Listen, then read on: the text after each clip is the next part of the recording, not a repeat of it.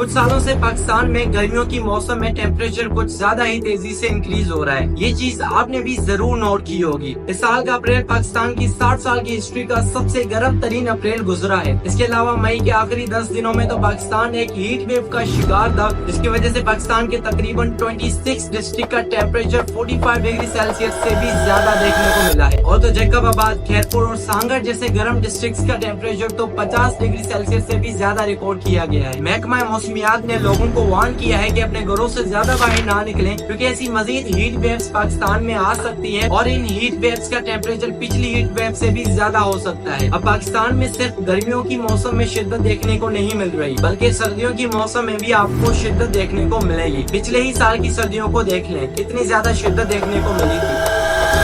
इसके साथ बारिश के मौसम में भी बहुत ही ज्यादा बारिश हो रही है, जिसकी वजह से तकरीबन हर साल पाकिस्तान में एक फ्लड तो जरूर आता है। अब ये सब कुछ सिर्फ पाकिस्तान में नहीं हो रहा, बल्कि पूरी दुनिया की भी यही हालत है। अगर हम हमारे पड़ोसी मुल्क इंडिया की बात करें तो आजकल वो भी इसी हीट वेव का शिकार है। अब अगर हमसे कोई सवाल करे कि आजकल ये सब कुछ क्यों हो रहा है, तो हम सब जानते हैं कि इसका सबसे बड़ा रीजन है क्लाइमेट चेंज। लेकिन हम में से बहुत से लोगों को अभी तक ये नहीं पता कि आखिर ये क्लाइमेट चेंज है क्या और आखिर ये किस तरह हमें और हमारी दुनिया को आज नुकसान पहुंचा रहा है। आज के इस वीडियो में हम इसी क्लाइमेट चेंज और हीट वेव्स के ऊपर बात करने वाले हैं। इसके अलावा हम बात करेंगे कि आखिर किस तरह ग्लोबल वार्मिंग आज हमारी दुनिया को नुकसान पहुंचा रही है। आज की ये वीडियो बहुत ही ज्यादा इंपॉर्टेंट और इन्फॉर्मेटिव है, तो मैं आपसे रिक्वेस्ट करूंगा कि इस वीडियो को आप ज्यादा से ज्यादा शेयर करें, ताकि ये इन्फॉर्मेशन ज्यादा से ज्यादा लोगों तक पहुँच सके।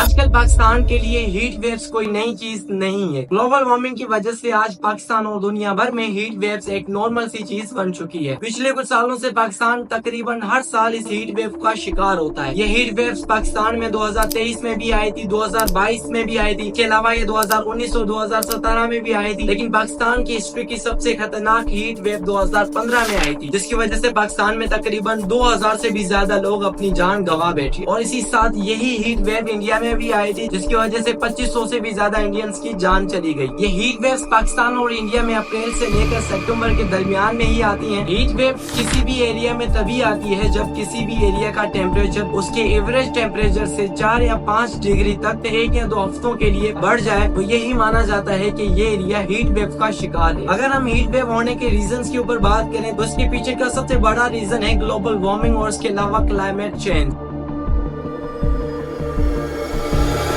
क्लाइमेट चेंज के बारे में आप सब ने जरूर सुना होगा, क्योंकि इस वक्त ये हमारी दुनिया का सबसे बड़ा मसला है और इसके बारे में तकरीबन हर कोई बात कर रहा है। अब जिनको क्लाइमेट चेंज के बारे में नहीं पता, उनके लिए मैं एक्सप्लेन कर दूं कि हमारी दुनिया के टेम्परेचर के कम होने और बढ़ने को हम क्लाइमेट चेंज कहते हैं। अब वैसे तो क्लाइमेट चेंज हमारी दुनिया के लिए बिल्कुल एक नॉर्मल सी चीज है। हमारी दुनिया का टेम्परेचर ऊपर नीचे होता रहता है। कभी इसका टेम्परेचर बहुत ही ज्यादा होता है और कभी इसका टेम्परेचर बहुत ही ज्यादा लो हो जाता है। और इसी वजह से हमारी दुनिया में तकरीबन 5 आइस एजेस भी आ चुकी हैं, जिनमें से सबसे आखिरी आइस एज आज से तकरीबन 12,000 साल पहले आई थी। अब यहाँ पर आप ये जरूर सोचेंगे कि अगर क्लाइमेट चेंज हमारी दुनिया के लिए एक नॉर्मल सी चीज है, क्योंकि हमारी दुनिया का टेम्परेचर तो कम ज्यादा होता ही रहता है, तो आखिर यहाँ पर असल मसला क्या है? क्यों हमारी दुनिया के हालात बद से बदतर होते जा रहे हैं?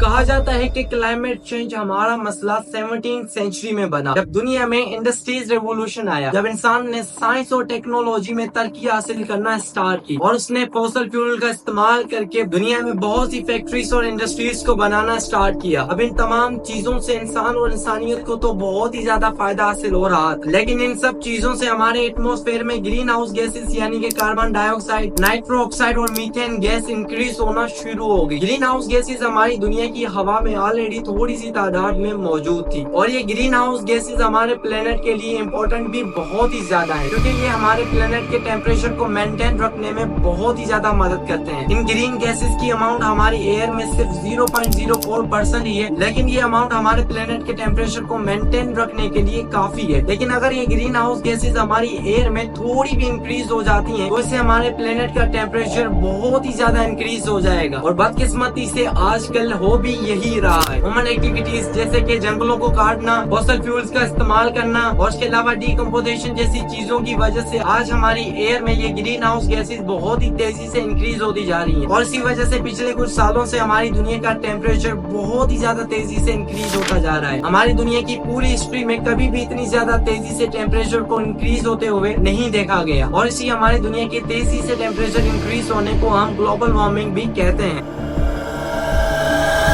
और यही ग्लोबल वार्मिंग आज हमारी दुनिया का सबसे बड़ा मसला है। इसी ग्लोबल वार्मिंग की वजह से आज दुनिया भर का टेम्परेचर बहुत ही ज्यादा तेजी से इंक्रीज हो रहा है। और इसी इफेक्ट की वजह से आज हमारी दुनिया का वाटर सिस्टम भी बुरी तरह तबाह हो चुका है, क्योंकि ज्यादा गर्मी होने की वजह से दुनिया भर में मौजूद ग्लेशियर्स पिघल रहे हैं, जिसकी वजह से दुनिया भर में फ्लड आ रहा है और वो हजारों लोगों को नुकसान पहुँचा रहा है। और ग्लेशियर्स पिघलने की वजह से हमारी दुनिया का सी लेवल भी बहुत ही तेजी से इंक्रीज हो रहा है। और अगर ये ऐसा ही चलता रहा तो फ्यूचर में आपको बहुत से बड़े शहर जो कि सी साइड पे मौजूद हैं वो शायद आपको देखने को ना मिले। इसी ग्लोबल वार्मिंग की वजह से हमारी रेन का जो सर्कल हुआ करता था वो भी बुरी तरह मुतासिर हो चुका है। अब यहाँ तो बारिशें बहुत ही कम होती हैं और जब होती हैं तो वो इतनी ज्यादा होती हैं कि वो बारिश फ्लड में कन्वर्ट हो जाती है। इसी ग्लोबल वार्मिंग की वजह से ना जाने कितने बर्ड्स और एनिमल्स की स्पीशीज खत्म हो चुकी है और ना जाने कितनी स्पीशीज खत्म होने वाली है।